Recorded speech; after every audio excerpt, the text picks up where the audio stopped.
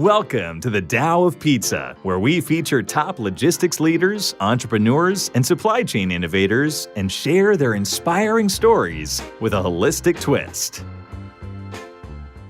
Well, Mark Hiddleson here, host of the Tao of Pizza podcast, where I talk with top industry innovators in the warehousing, logistics, and supply chain industry with a holistic twist. Before I introduce Nathan, this episode is brought to you by Specialized Storage Solutions. I've been in the logistics and storage industry for several decades, and what we do is provide industry-leading warehouse solutions. So basically, if you have a warehouse that needs racks, shelving, carts, conveyors, or mezzanines, we help with the design, installation, inspection.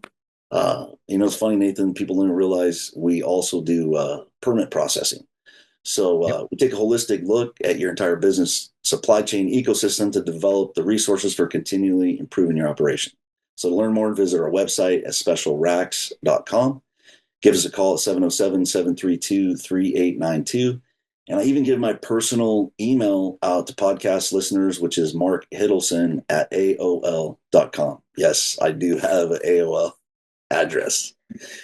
So today we're joined by Nathan Chaney. Nathan is the founder of Supply Chaney, a leading voice connecting people, ideas, and stories across the global supply chain.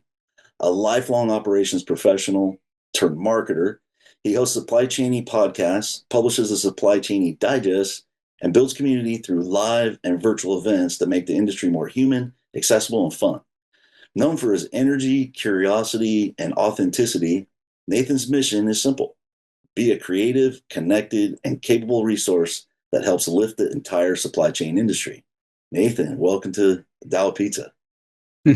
Thanks for having on, Mark. I haven't eaten today, so try not to say pizza too many times. I've got lunch waiting for me downstairs. That's a great one, because of the Tao of Pizza. I also wrote a book, and it's more about a playful way to approach human growth or personal professional development, and using a lot of pizza metaphors. Like in the German tell you. I just said it again. So. Yep. Getting hungry here. Yeah. So Nathan, tell us a little bit about your background, a little bit mainly. How did you get into the supply chain business specifically? Sure. Yeah. Thanks for the opportunity to come on and share a little bit of my story. And I hope it can inspire and inform somebody out there who's kind of maybe trying to follow a similar path. I grew up in the cow country out on the farm in East Texas. And where I grew up, there was more cows than there were people. And so spent a lot of time outdoors and just really had a very hands-on, duct tape and zip ties and making things work, like kind of is just traditional when you're out in the country. And kind of went toward the city to go to school, was just going to study business and get an associate's degree. And I was fortunately informed or, kind of advised by a college teacher there in my sophomore year that I should consider focusing on logistics. It was this new up and coming sort of career path in industry, and pointed me toward, the University of North Texas, and they've got this logistics program there. And I didn't really know any better. So I went and checked out and walked on campus one of the weekends and did the tour, kind of tried to go on AOL.com and do some searching on what logistics is.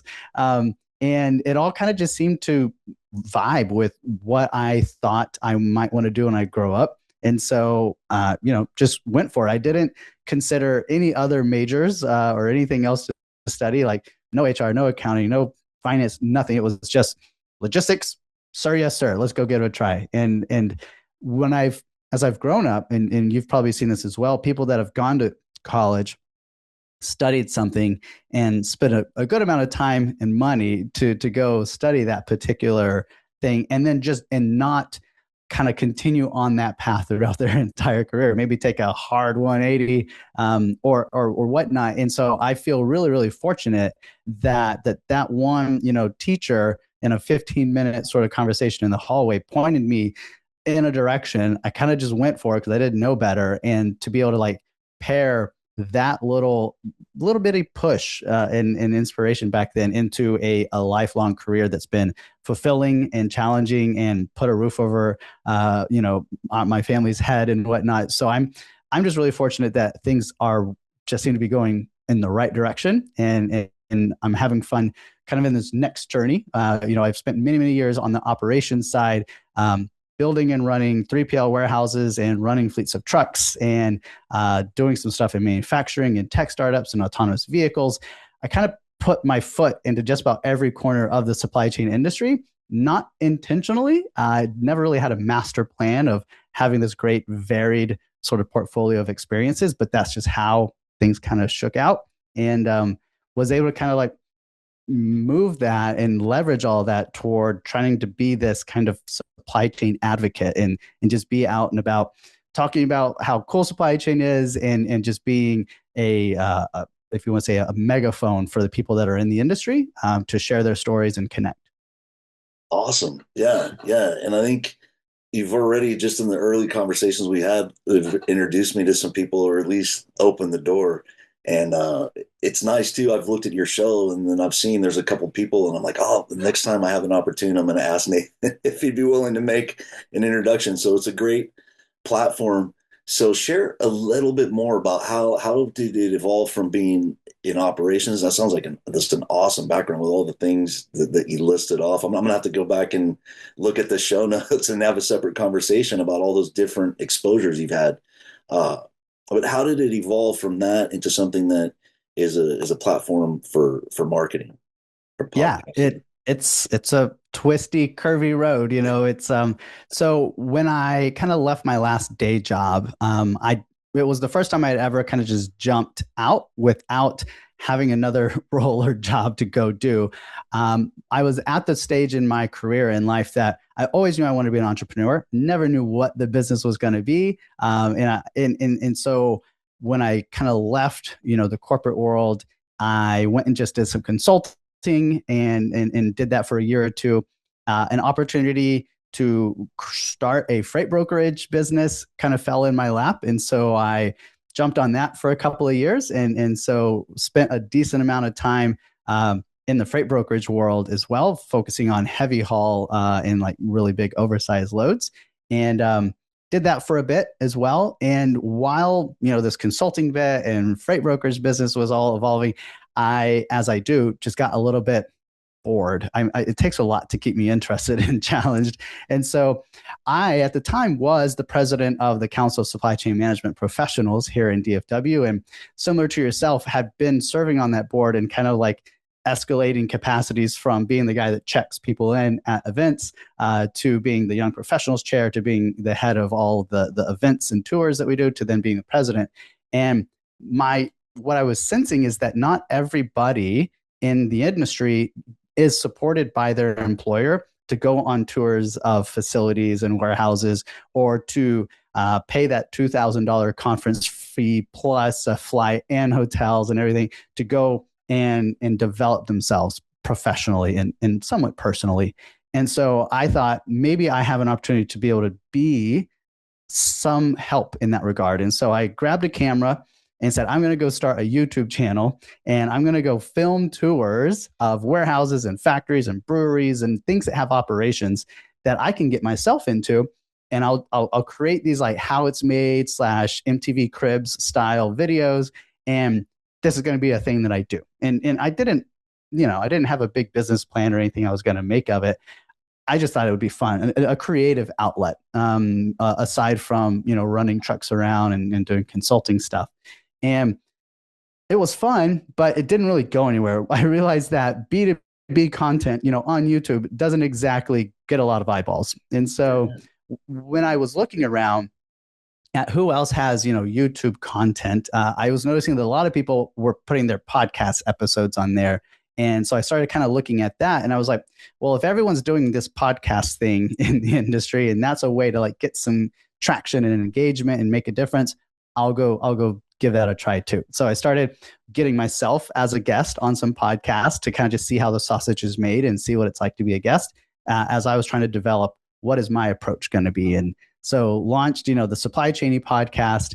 The next thing I started aggregating all the events that happen in the industry in one website, on my website, because I was involved in nearly every organization here in DFW that hosts events and luncheons and tours. And it was 8 different calendars and 8 different associations I needed to keep up with. So again, it was like I started to form this idea that I can be this resource for everyone and everything to just help.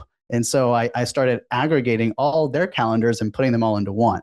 And then it kind of became all of Texas, then all of US. And now it's a bit global in nature. And so I just want to be that connective glue. Then added on the newsletter. Again, seeing kind of what other people were doing. Hey, a newsletter is another way to share stories and connect people and inform people what's going on.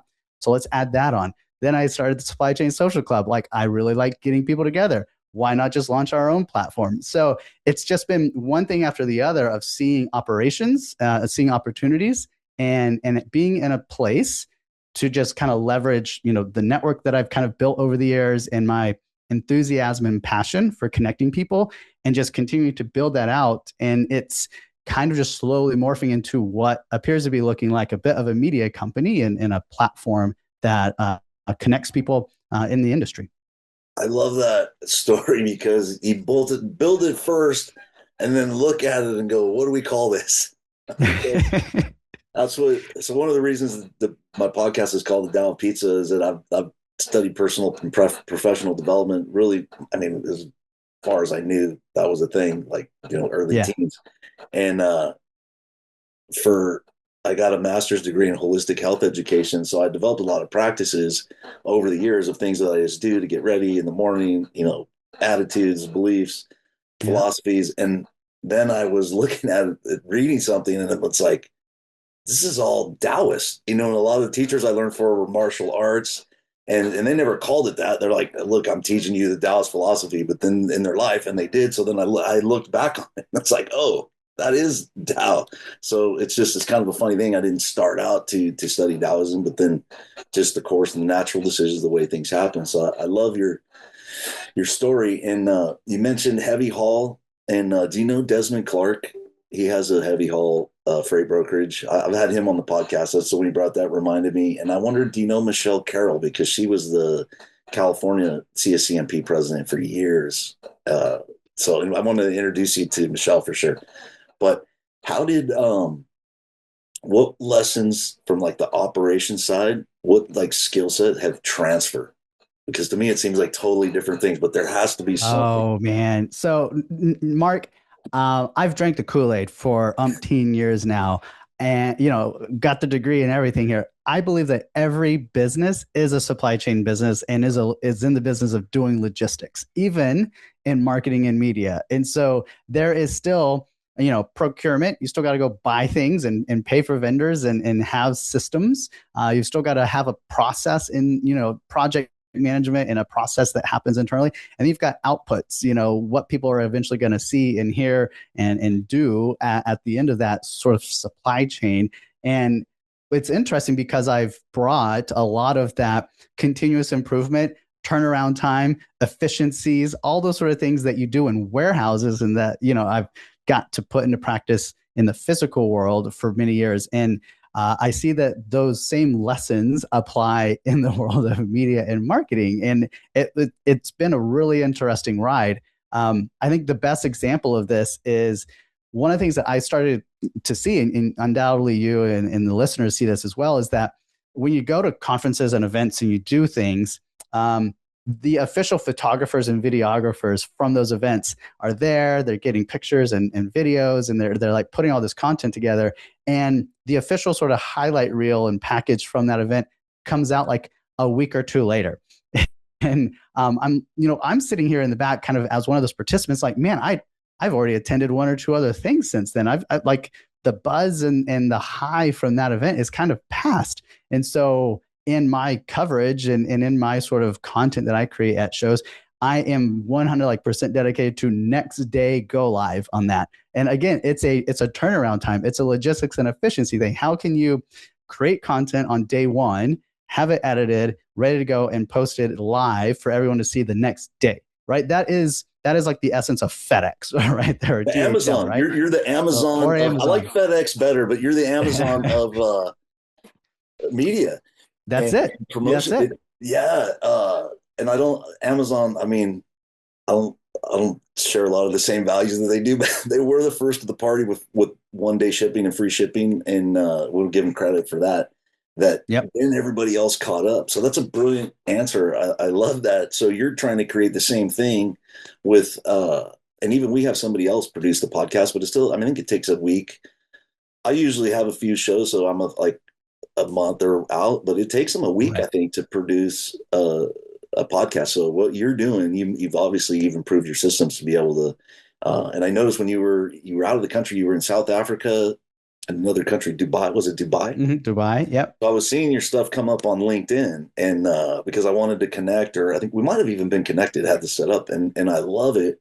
And one of the episodes I watched was with Katie Date, and hmm I had picked the episode kind of randomly, but then I'm looking, I'm like, she's a senior vice president of, she's a senior vice president of Manifest, right? Of hmm the whole Yeah. event. And I'm like, well, I'm going to this thing next week. So it, and then like I was kind of shocked because I was thinking, wow, he got it out before. So I was like, he must have recorded that 2 months ago. You know what I mean? I think in your mind, people don't realize it's possible, but then you're creating it in media. So Yeah. Yeah. share a little bit about the events. Are they virtual, live, or a combination of both? Both. So what I found as I've been kind of trying to just build supply chainy is that people are very open to what we're doing right now, which is audio, microphones, video cameras on our laptops, and connecting in this virtual digital way. And I believe that it serves about 80% of the way of getting you a relationship formed. It's not going to be 100. I don't know how tall you are, Mark, in real life. I don't know if what your, what your body language is like, right? But from Uh, at least the shoulders up, I've got a good sense for Mark just from this video and audio feed that we're able to get. And so during COVID time, there was a platform called Remo that a few organizations were using to host virtual networking events, and it simulated being like in a bar, and it felt like you're in a video game in a bar, and you could move from like table to table. And so it was like the closest thing to mimicking a real happy hour event that I could have ever thought of. And I've never been able to find any other program that does something similar. And so as I've been growing supply chainy, inevitably all these like LinkedIn DMs and all this sort of stuff turn into, hey, send me your Calendly link and let's set up a time to have an introductory chat. And I was just like, if this just keeps happening over and over and over, how can I leverage this concept at scale, as all these tech sort of companies let's say, at use all the scale? buzzwords. Yes, yes. And so I was like, everyone has kind of backed off of all these virtual networking tools. They're all kind of like sitting in the corner now because COVID is over. Everyone's doing in-person stuff again. But I kind of just wagered that there is a healthy amount of people out there that are not close to a transportation club or a warehouse chapter in their area, or they just don't have the budget or the time to go to all these conferences. And I kind of thought, like, I can grab that subscription to that platform, revive it, brand it, give it a mission and a purpose. And so that's the Supply Chain Social Club. And so we've been running that for over a year now, monthly events or multiple events a month in different categories. And we've connected people from around the world. Again, when you take that in-person component out of play, you make it easy for everyone to access. And also it's free to attend. So therefore that whole idea of needing to pay, that goes away as well. So we've got CEOs and executives and students and early career folks all in the same room talking to each other. And so, the best sort of way I've heard it put by one of the attendees is that it democratizes networking. Everyone gets access to everybody else. And so organically and naturally, as things happen, I was trying to stay away from in-person events. I was like, I want to own virtual events. I want to be the virtual connector of people, but you got to give the people what they want, sort of. And so over time, there was just little seeds being planted of, hey, you should do this in person. Hey, you should do this in person. And so, so at ProMat last year, which getting close to about a year ago, we had our very first in-person event. So we grabbed some sponsors, and we rented out some space in a bar there next to McCormick Place in Chicago, and had about 100 people show up to that. Then I was partnered with Kevin Lawton from the New Warehouse podcast, who I partner with on one of our series. It's called Warehousing After Dark.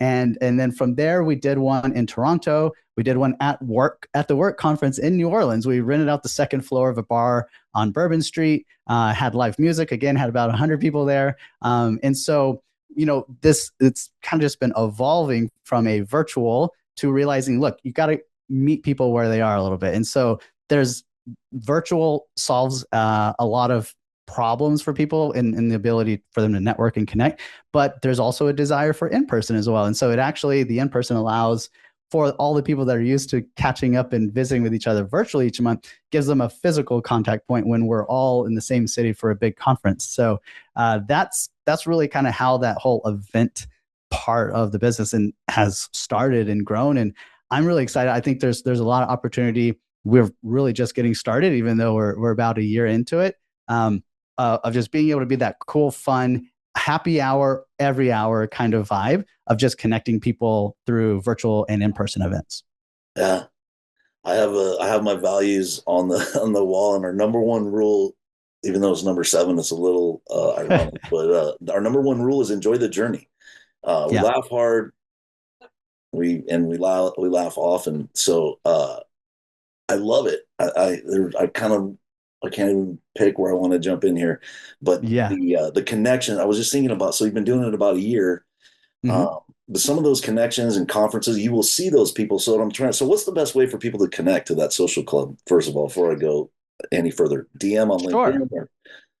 Yeah. There's an active LinkedIn sort of page for it, okay. But also if you kind of just pay attention to my profile, I'm always kind of parroting out, here's the upcoming events. We have some sponsors that have, we don't want to be the bring out your pitch deck and have a hard sort of sell for sponsors. So what we do is we give them 5-minute commercial breaks basically throughout the networking time. So it's networking, 5-minute sponsor break sort of thing. And then networking, and 5-minute sponsor breaks. So that was one of the things, is that sponsors could be jumping at that. Like, I would just think that sponsor, it's just a great opportunity. And you and I have talked before about not being pitching. Well, it's such an important thing. And you can add value without pitching. And then if people need your stuff, they'll ask you for it. That's kind of my philosophy. If you do your best, here's what we do. Here's why we're here. Great point. One of our rules at the Supply Chain Social Club is no pitch slapping. Right in the welcome message and everything, it's a reminder of, hey, this is a way and an opportunity for you all to connect, like catch up, whatever, but don't even think about sharing your screen and rolling through your PDF deck and whatever. Set that up for tomorrow, take it offline. That we really want to just be the place that connects people first. And then, if business and stuff happens as a result of that, great. But we really want to be, just keep the pitch slapping to a minimum or 0. Yeah. Well, that's that's kind of the Taoist thing, is sell without selling, right? I mean, you're just, you're being present. So I love that. And you're one of the only people, I've been in this business for a long time. You're one of the only people I know who has a supply chain specific major. And I'm fascinated by that. I'm involved in a Patterson Logistics Training Center, which is close to us. And I shared a little about with that. And you have a similar idea. Do you mind sharing some of your ideas about creating something for college students to get logistics training and specific certifications, and just share, kind of spitball it, because I want other people to hear this. I know I did a joint presentation with Michael McKitka, and he is the president of Work and works for MHI, and they're actively interested in this kind of training and program. Yeah. One of the pieces of advice I give to students that are in operations or looking to be studying logistics and supply chain is, even if you're too young to really be a good candidate for an internship at, in a logistics or supply chain role, quit your job as a barista at Starbucks and go work in an Amazon distribution center, or go do something, again, it doesn't need to be an internship, but just work in the logistics field. You can still make the same amount of money, or maybe more. And you start picking up what it's like to be in the belly of the beast. So when you're sitting in school, in class, you can be applying what you're learning in class to what it is that you've been seeing and feeling, 20 hours a week or whatever on your part-time job. So it's really an extension of that piece of advice. And just knowing that, there's the ability to sublease space or lease warehouse space probably easier today than it's ever been. The ability to have a WMS that's subscription based, get some used racks from someone like yourself, put together a facility. It's probably, they fulfillment operations and 3PLs seem to be popping up on every corner right now. So the barrier to entry is reasonably low. Then there's the staffing and people component. And so, this kind of dream or idea that I've had is to put one of these facilities together, partner with a lot of the tech and innovators and folks in the space that are building really cool tools, and deploy them or test them, use that space as a sandbox. And for the team and the people operating it, go and hire college students, business majors and finance and HR, and let them kind of put into practice the things that they're learning in this little mini operation. And maybe we get some real business out of it and be doing real fulfillment and 3PL work for clients. But it's allowing these students to have like hands-on while they're kind of in the thick of studying all these things, put those skills to use, and it just be fun. It's probably idea number 10 on the list of ideas. I've got a little bit of a queue ahead of that one, right? But yeah, it's just, when you're building and you're creative and you're doing all this sort of stuff, there's more ideas than there are hours in the day, unfortunately.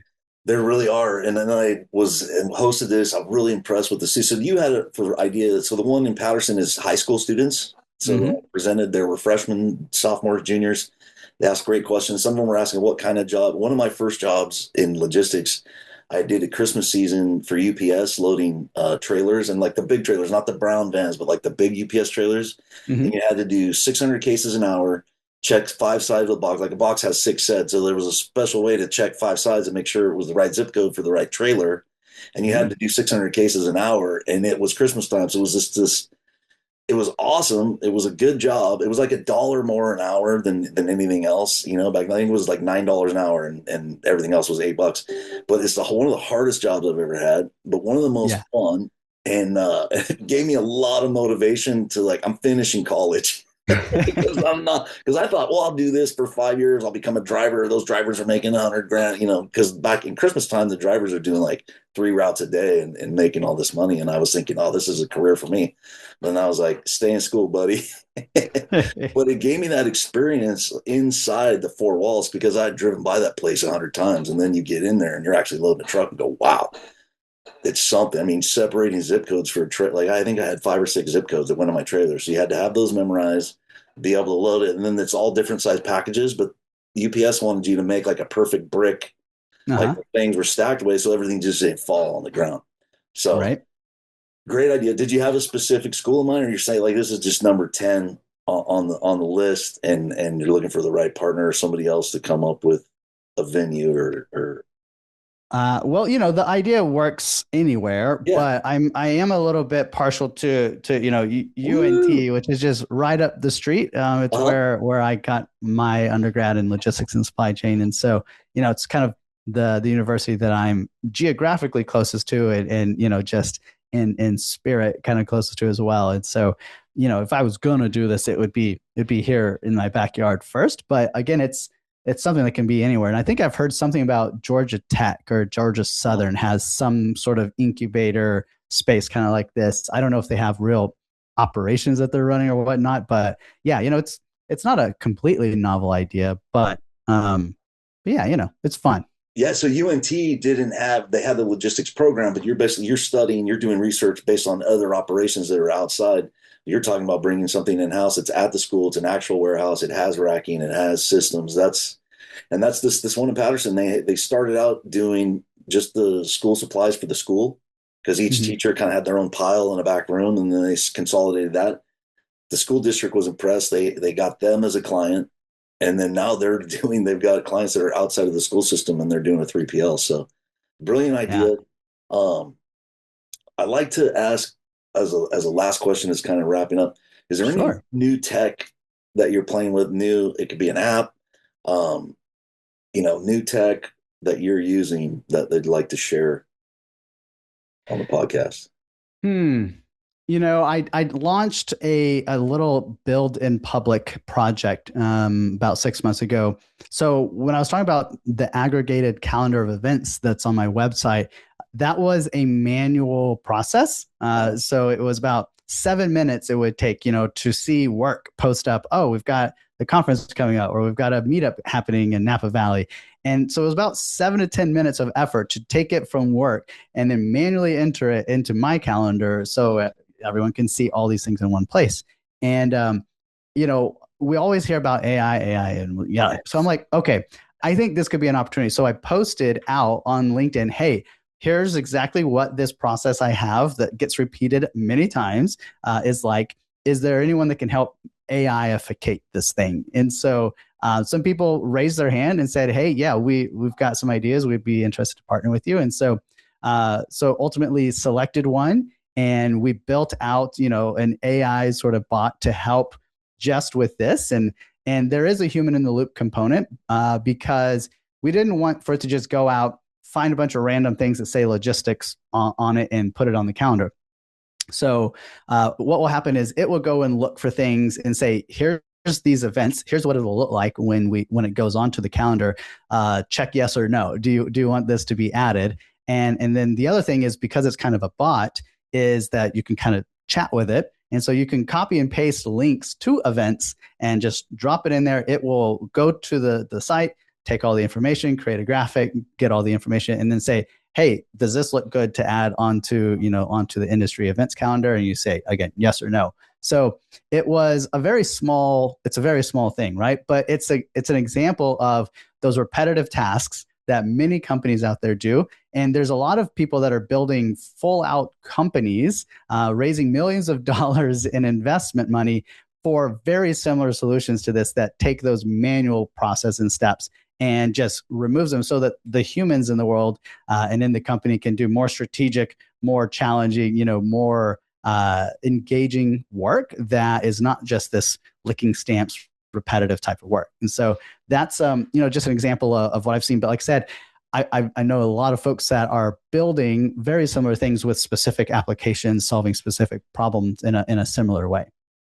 I love the way you posted it on LinkedIn, right? You said, I have this, I think I saw that post. You said, I have this process. Here's how I do it. This is my system. Anybody have any ideas? This is what I love. I love the idea. I love the solution, but the process, to me, the process is what is, that's how you could solve some really important problems. And I think it's solving it in a way, it's adding value. It's adding value to everybody because they're going to find out about an event. And I would say events, virtual. And I was a late adopter on virtual. I'm like, oh, virtual, this sucks. It's not going to work. But I've been shocked. I mean, I've made some great contacts, especially through the podcast, watching other people's podcasts. I've even been in some like the chat. I can't wait to be one of the social clubs events because I know how powerful they are. And then you get that 80%, and then it kind of motivates you to get the other 20. It's like, hey, next time we're at, we might be on different ends of the country, but we go to 3 or 4 of the same conferences. Let's hook up while we're there. And we'll not hook up, but network. We can't use all the buzzwords, but I like the democratization and building things at scale. But I love your process and putting it out there in public. It's a great way to connect, add value. So what's the best way to connect with your media company? How can people? How do you want them to reach out? What's the best way besides LinkedIn? We'll have your LinkedIn profile in the show notes, but how else? What's the best way? That's really it. LinkedIn is my TikTok, Instagram, YouTube, Facebook, all blended into one. So LinkedIn is where I live, and that's the best way there. Otherwise, I'm Nathan at supplychaney.com. That's not hard to remember or guess. But I'm just here for the fun, right? I'm a firm believer that if you're building something that's interesting, you're having fun and enjoying it, and you're making a bit of a difference, then all the other kind of pieces of the puzzle will fall into place. Hey, that is awesome, man. Thank you so much for joining us. There's a lot of great ideas, not just about supply chain, but about AI, building something and having fun while you're doing it. Thank you. Thank you so much for joining us. For sure. Thanks for having me on, Mark. Thanks for listening to the Tao of Pizza podcast. We'll see you again next time, and be sure to click subscribe to get future episodes.